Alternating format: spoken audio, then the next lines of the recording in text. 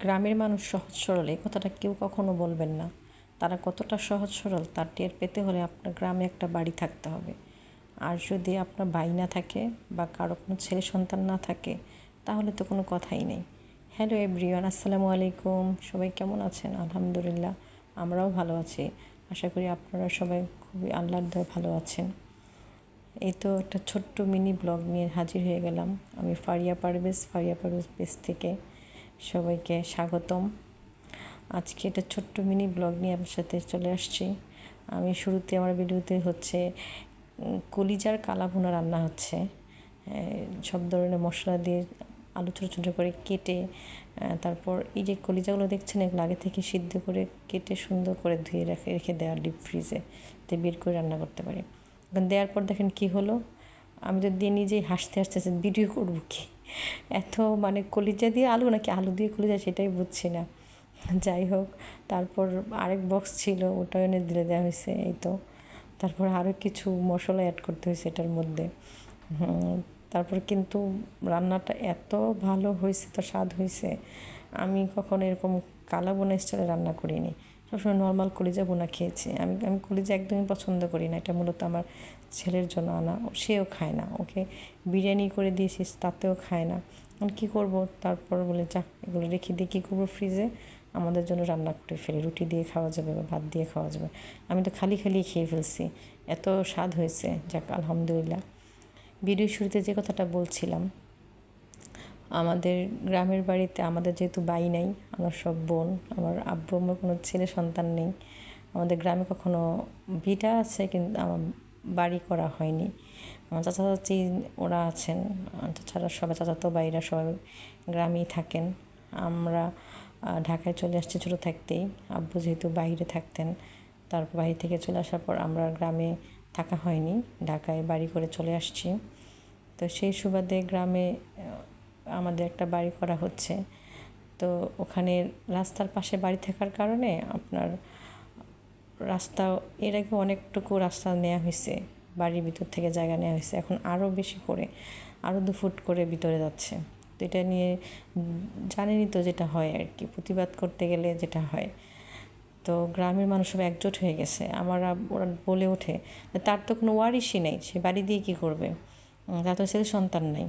তো যাই হোক, সরকার রাস্তার যারা তৈরি করেন তারা হচ্ছে আমাদের দেয়াল ভেঙে ওটার মাটি টাটি ফেলে দিছে।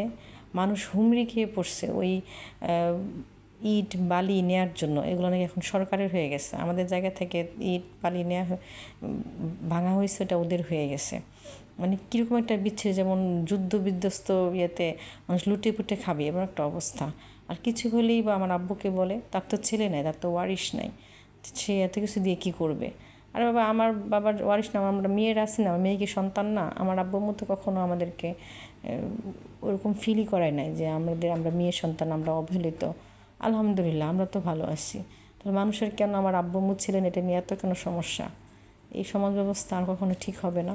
যাই হোক, ওটা বলে আর কিছু করার নাই। আমি আমাদের বাড়ির কিছু ক্লিপ, আমি যাইনি, আমার বোনেরা গিয়েছিল নিয়ে আসছে, ওটা শেয়ার করব ভিডিওর সাথে এইখানে শেষের দিকে দেখবেন।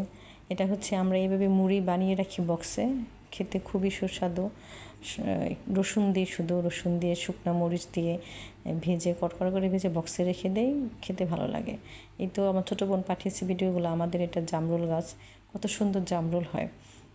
সাদা একটা জামরুল, একটা লাল জামরুল, 2টা জামরুল গাছ আছে। এর আগে প্রচুর গাছ ছিল, এগুলো আব্বু বিক্রি করে আমাদের ওই জায়গায় বাড়ি করা হয়েছে। ইনশাল্লাহ আমরা ঈদে যাব, তখন আরও সুন্দর ভিডিও আপনার সাথে শেয়ার করা হবে। আমার আব্বু অনেক দিন যাবৎ শখ যে একটা নিজের বাড়ি হবে গ্রামের বাড়িতে। আল্লাহ যেইভাবেই হোক করিয়েছেন আলহামদুলিল্লাহ। এই যে আমার আব্বু আম্মু দাঁড়ানো, ফুপু আম্মা দাঁড়ানো, এই বাড়িটা দেখেন। দেয়ালে কি করেছে যে এইগুলো দেয়া হয়েছে যাতে না আসতে পারে। টাইলস লাগানো হচ্ছে, মিস্ত্রি কিছু টাইলস রেখে গেছে, পরের দিন যে টাইলসগুলো পায়নি, কে যেন নিয়ে গেছে, কিন্তু যেহেতু দরজা লাগানো হয়নি এখনও। তো এই পরিস্থিতি আছে। তো এগুলা বলে বা শুনে আর কী বা করবো, থাকবে এগুলা। আমাদের সতর্ক থাকতে হবে। আব্বু তো অনেকটা ভয় পেয়ে বা রাগে ক্ষোভে কষ্টে বলেই ফেলছে, বাবারে আমি এই বাড়ি রাখবো না, দিয়ে দিই, তোদেরকে অন্য জায়গায় বাড়ি করে দিই, তোরা থাকতে পারবি না। আমরা আলহামদুলিল্লাহ যার মতো সেটেল, আমাদের গ্রামের বাড়ি থেকে থাকার জন্য না, গ্রামের বাড়ি থাকতে হয়। মারা যাওয়ার পর তো লাশটা নিয়ে গেলে তো গ্রামের বাড়িতে মানুষের বাড়ি থেকে উঠবো, আমরা অ্যাটলিস্ট একটা নিজের থাকার জায়গা তো লাগে, যে গিয়ে যাবো, বা দাদা দাদির কবর আছে, আশেপাশে চাচা চাচির আছে, দেখবো, এ করবো। কিন্তু মানুষের এই ধরনের কথাবার্তা শুনে আব্বু ভয় পাচ্ছে যে আমার মেয়েরা গিয়ে বিপদে পড়বে।